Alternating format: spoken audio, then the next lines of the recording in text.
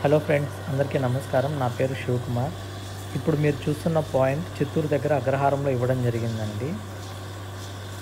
ఈ పాయింట్ తాలూకా short video నేను already చేశాను. బట్ ఇది కంప్లీట్గా డ్రిల్లింగ్ తాలూకా వీడియో నేను ఇక్కడ అప్లోడ్ చేయడం జరుగుతుంది.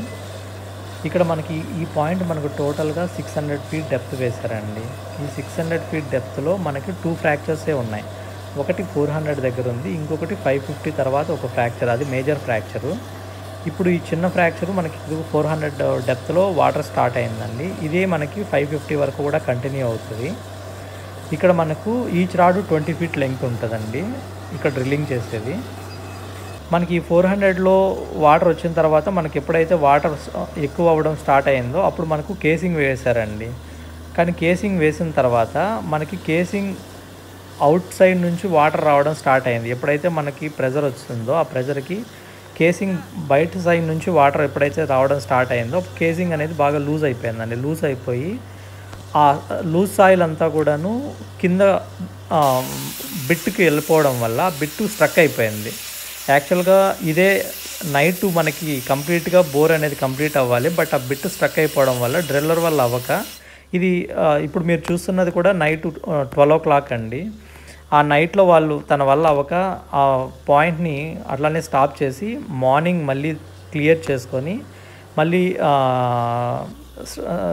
రీబోర్ వేయడం స్టార్ట్ చేశారు. ఇప్పుడు మీరు చూడండి ఎంత హోల్ అయిపోయిందో చూడండి, కేసింగ్ చుట్టూ ఎంత హోల్ అయిపోయిందో చూడండి. దానివల్ల ఏమైపోయిందంటే ఈ లూజ్ సాయిల్ అంతా కూడా లోపలికి వెళ్ళిపోయింది. దానివల్ల డ్రిల్లింగ్ అనేది అవ్వట్లేదు, రాడ్ పైకి రావట్లేదు, కిందికి రావట్లేదు. ఇదంతా నైట్ కష్టపడి మార్నింగ్ 9 o'clockకి క్లియర్ చేశారు, మళ్ళీ డ్రిల్లింగ్ స్టార్ట్ చేశారు. ఇప్పుడు మీరు చూస్తున్నది నేను చెప్పినట్టు 550 తర్వాత అండి. 550 తర్వాత మనకి మేజర్ ఫ్రాక్చర్ ఉంది. ఈ మేజర్ ఫ్రాక్చర్కి డ్రిల్ అవ్వగానే ఇది కంప్లీట్గా ఈ ఫ్రాక్చర్ 40 ఫీట్ వరకు ఉందండి. ఎప్పుడైతే మనకి ఇంత మేజర్ ఫ్రాక్చర్లో డ్రిల్ అయిందో తర్వాత డ్రిల్లరు డ్రిల్లింగ్ చేయలేక 600తో స్టాప్ చేసేసారండి. ఇప్పుడు మనకి కంప్లీట్ వాటర్ అంటే మనకు 400లో ఎప్పుడైతే 1 ఇంచ్ వాటర్ వచ్చిందో 600కి వచ్చేసరికి ఇప్పుడు మీరు చూస్తున్న ప్రెజర్తో వాటర్ వస్తుందండి. అంటే ఆల్మోస్ట్ ఒక 4 ఇంచ్ 4.5 ఇంచ్ వాటర్ పోస్తుంది.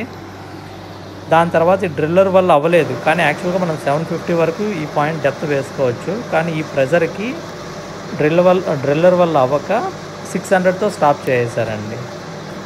ఈ ఏరియాలో ఇంత హైయెస్ట్ వాటర్ రావడం ఈ పాయింటేనండి. ఎందుకంటే రిమైనింగ్ వచ్చాయండి, వాటర్ వచ్చాయి, బట్ ఇంత ప్రెజర్తో వాటర్ రావడం ఇదే ఫస్ట్ టైం.